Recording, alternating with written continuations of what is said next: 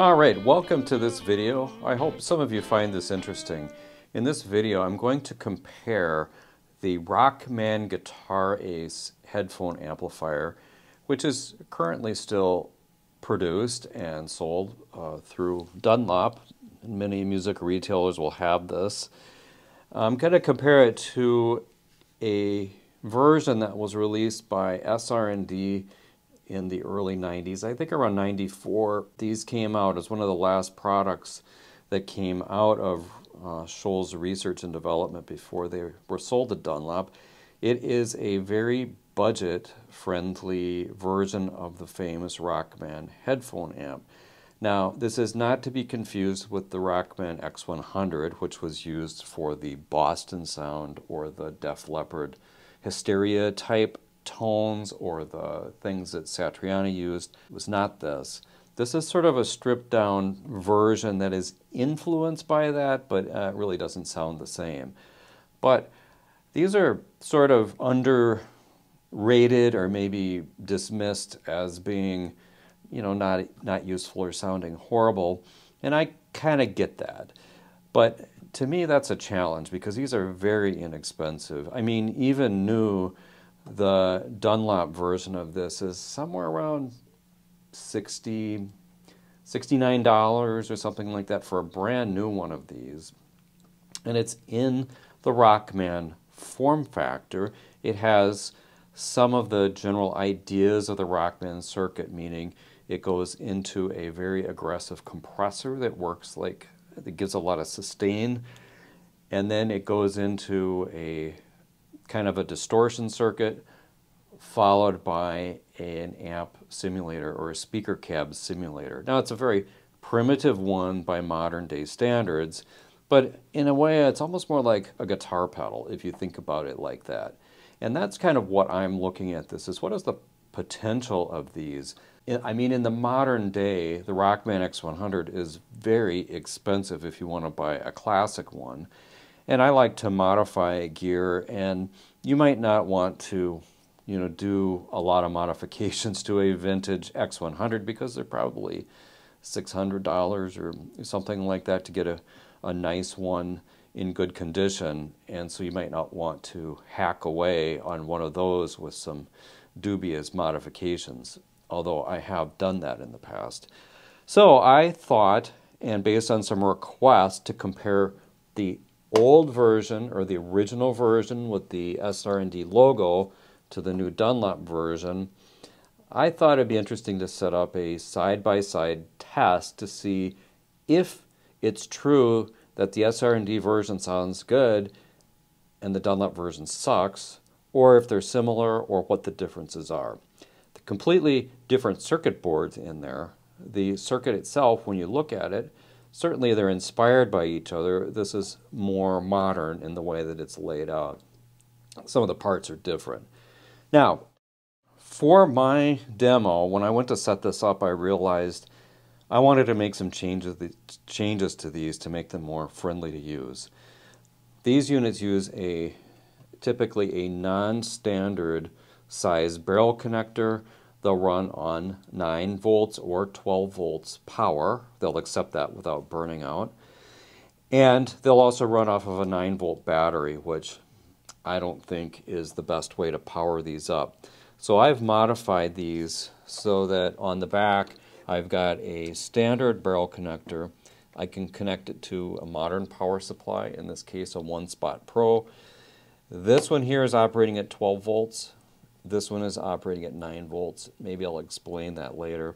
I've also modified these so that I've got a standard mono 1/4 inch out. These are mono devices. There is no chorus, there's no echo or simulated reverb like you'd find on a Rockman X100. These are just fairly simple. They've got a clean sound, which is really a direct, like a DI type guitar sound.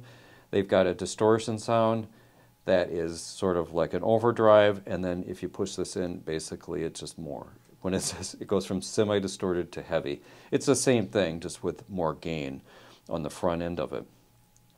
In the process of rewiring it so that I moved the jack to the back and I wired this mono, so if you plug a headphone in here, you'll get one ear. You could change that, but this is just how I wanted to set it up. I put in power LEDs on these, which they don't have any indication that they're on or off. That's just something, because I had a hole here, I thought I would fill that with an LED. It also helps me tell them apart. So the red one is the vintage one, and the green one is the new one. It doesn't affect the sound in any way.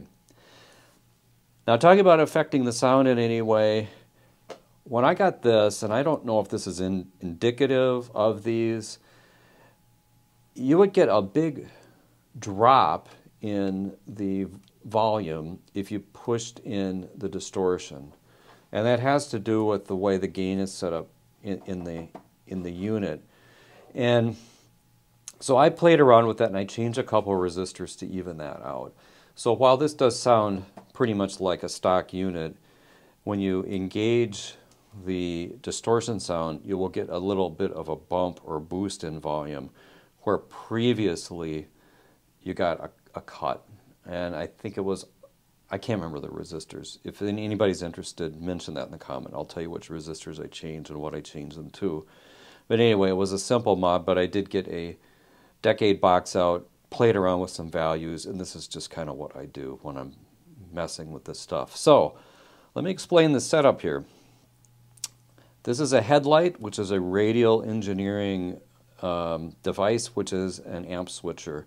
It basically allows you to feed one guitar signal with proper load into up to 4 outputs. And now here I've got it set up where hitting this will switch between these two.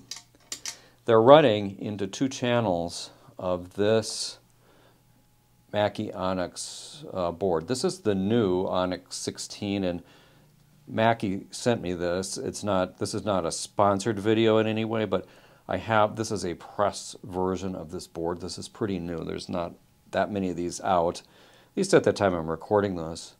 And so I do have some content coming up later on this and on a new version of Traction Waveform that uses this board. Nonetheless, channels 1 and 2 here are the inputs from these 2 boards. I have it set up flat. I can turn this off. Nothing from the EQ section winds up getting recorded. The board nicely has EQ in and out buttons, so I'll have those out, even though recording through USB does not take into account the EQ section anyway. But anyway, that's what the setup looks like. I'll be going into the DAW in my digital audio workstation, have the opportunity to add some delay and chorus, and we'll do that later on. Initially, though, we'll disable that so you can hear the raw sounds, and so I can also switch back and forth between these 2 headphone amps, and you can hear the differences.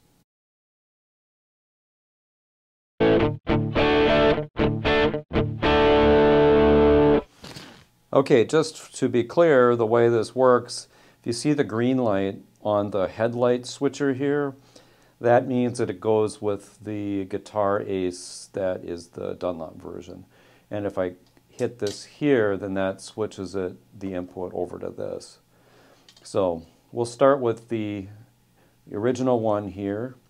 So you can, hopefully you can see this light right here. Let's go to the clean sound. Guitar is a Strandberg Bowden, I think. For the clean sound here, I'll use the neck pickup.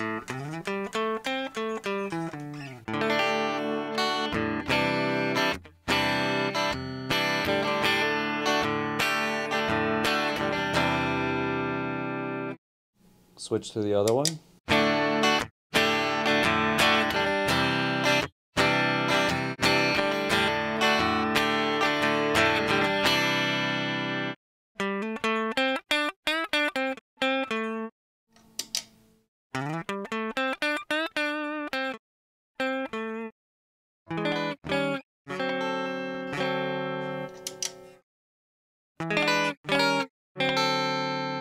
You know, they sound almost the same, One thing I didn't mention before is that this one here had a problem with the compression. And I hear from other people that sometimes these have that, where the way that I balanced out by changing the modifying the couple of input resistors on here really helped fix that problem. Plus there is a pot that's inside, a trim pot, that I backed off a little bit on. It's in there and it's got some like hot glue or something on it, and it affects the compressor that is on the input. So with my modifications, it's a lot better. Before that, it would have this big kind of ducking and then swelling volume problem. And it's worse at 12 volts. So that's why I'm running this one at 9. This one does not seem to be affected by the voltage so much, so I'm running it at 12.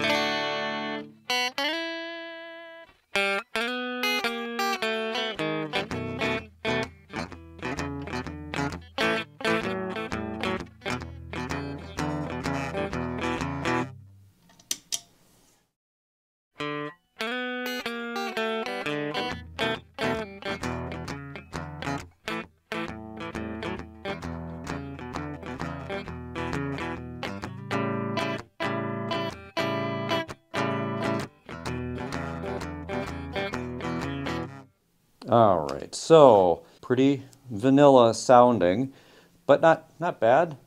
So let's go to the drive setting on both of these.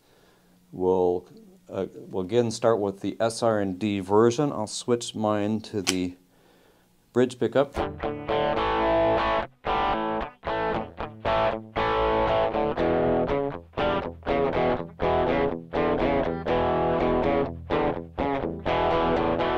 So that sound, I mean, it's not what I would consider to be the Rockman edge tone, which has a lot more bite and more mid-range focus. It's a usable, I guess, classic rock sound.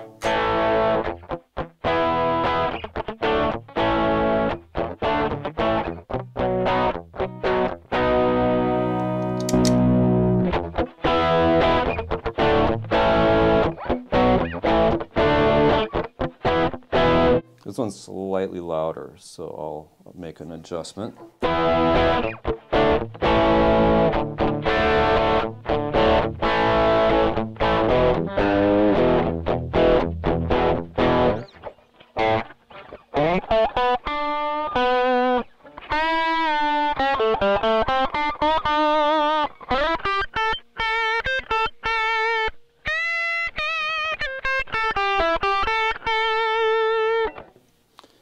That is the new one. This is the old one.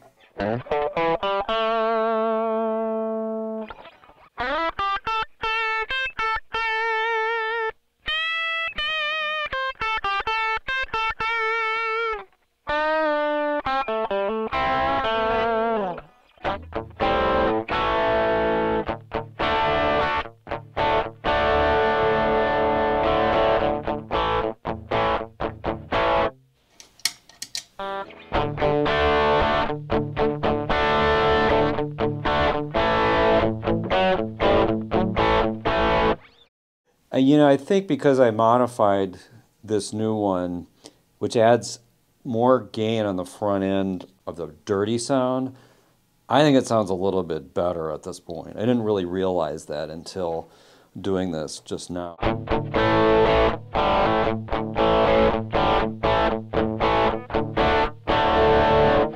It's pretty decent drive sound. Let's try with the heavy engaged on these two. Let's go back to the original.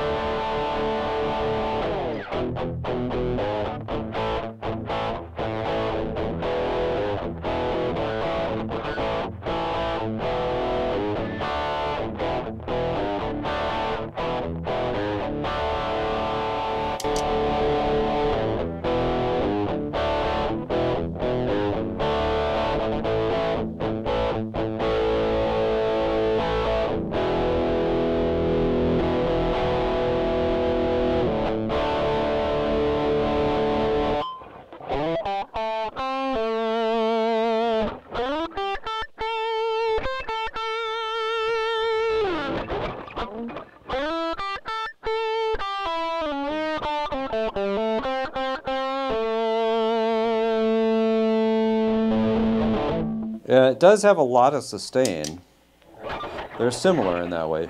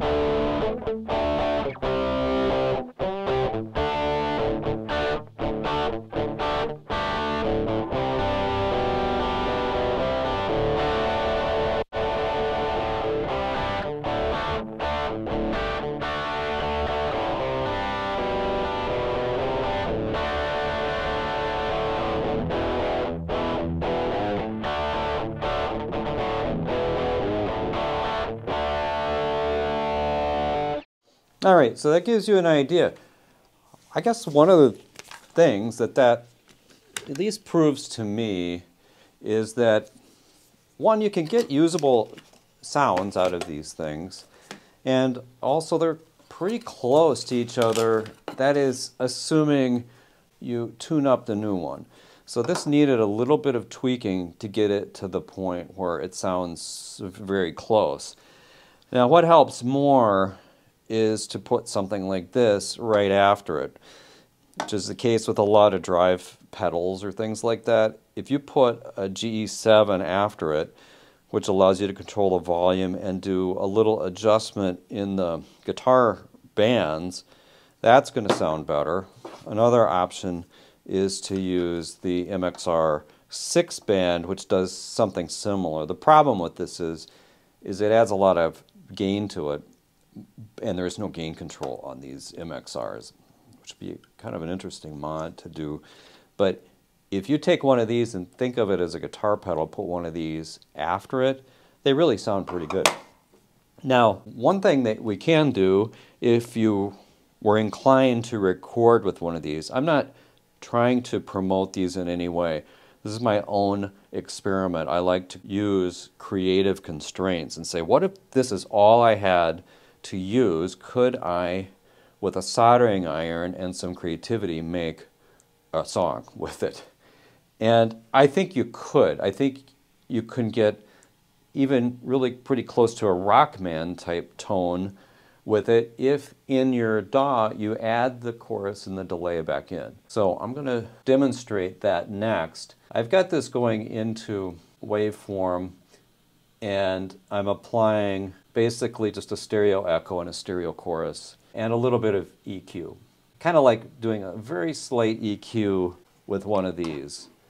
Just a little bit of boosts in and around like 1K, 1.6K, 2K, something like that.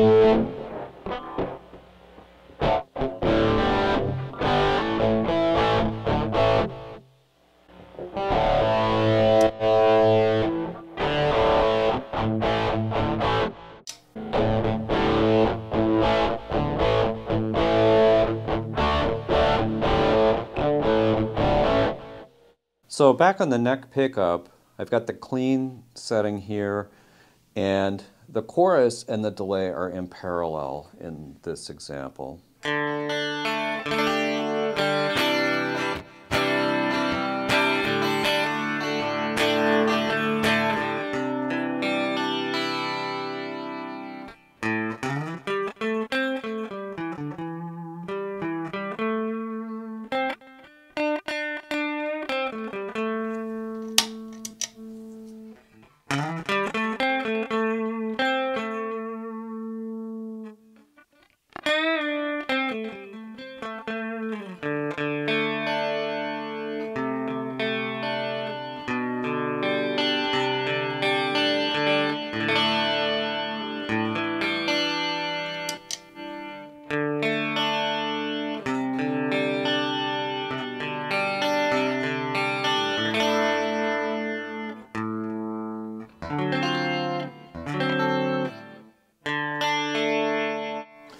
It's so hard. I'm just trying not to play Boston riffs on here, but it's very hard.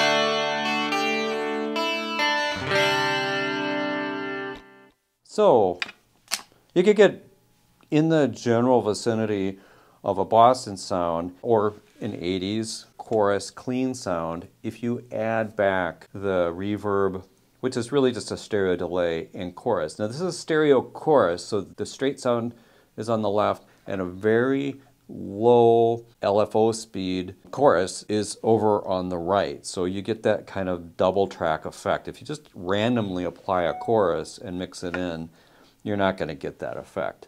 So let's now try, we'll just go to the full drive sounds here on both of these. Start with the vintage one.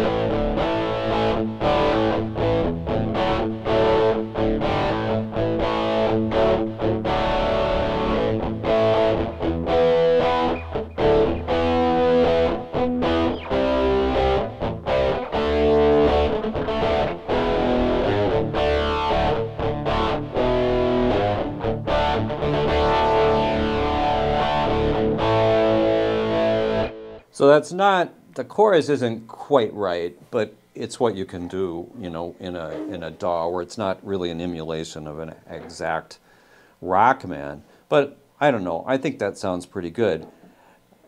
Another interesting thing is if you take the two of them and turn them both on and pan them. Let me just see if I can set that up quick. First I'm going to disable these effects. I'm going to pan the vintage one left and the other one right. With the radial, hit mute and put all on.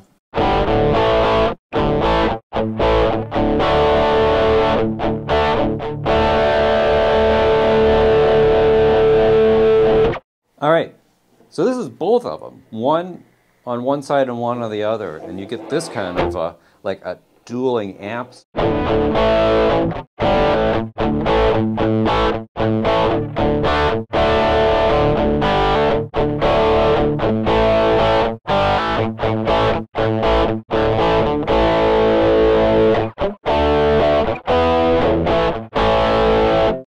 I think that's pretty cool. I'll take the first one and turn off the heavy mode. So I've got semi on the original one and then the heavier drive on the new one.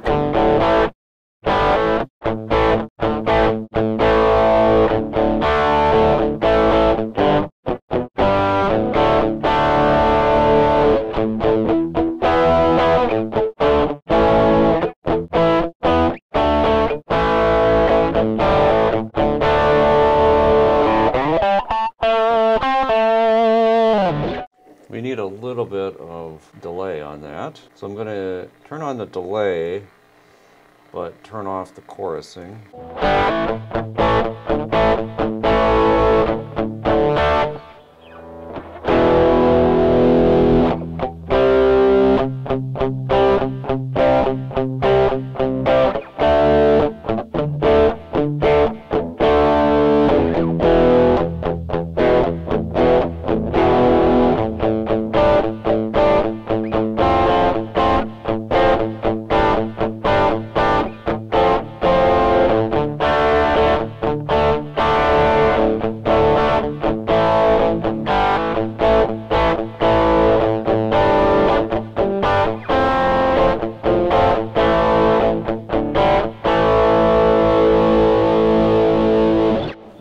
try that with the 2 clean sounds.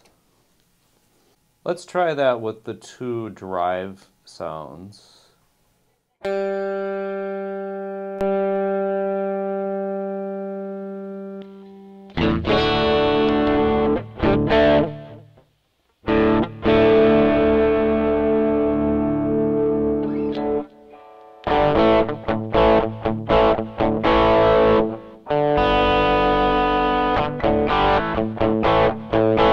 Alright, well that works pretty good too. Clearly, if you work around with pretty much any gear, you can eventually get a usable sound that could work in some sort of a track. And to me, that's the interesting thing about this experiment. Just like most of the Rockman products, to me, they work a lot better with humbucking pickups. If you put it into, like this guitar, I can put it into a coil tap single coil sound.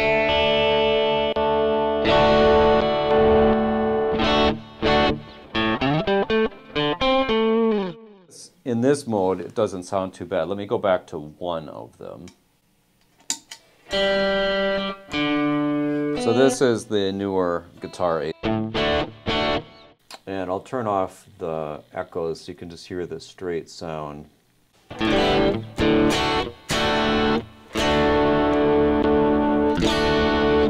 So these are more of the single coil type sounds.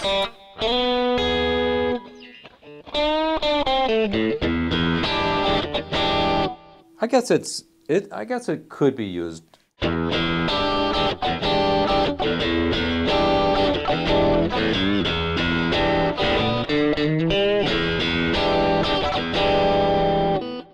It's a little bit, on the weak side, but, I guess if you turn your guitar volume and tone appropriately.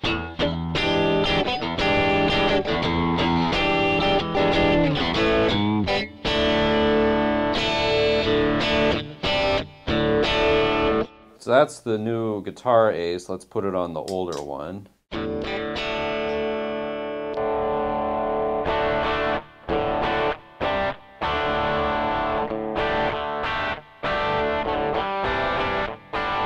Yeah, that one's weak. And see, the thing is I modified the newer one, so it's got a little more gain on the front end. I think the old one needs a little work too.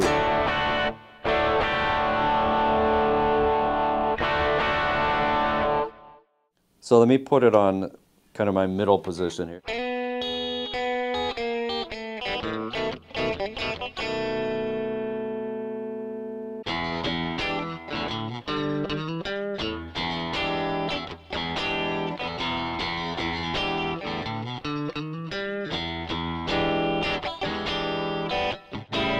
I think I got some tuning problems, but anyway, hopefully this gives you some idea.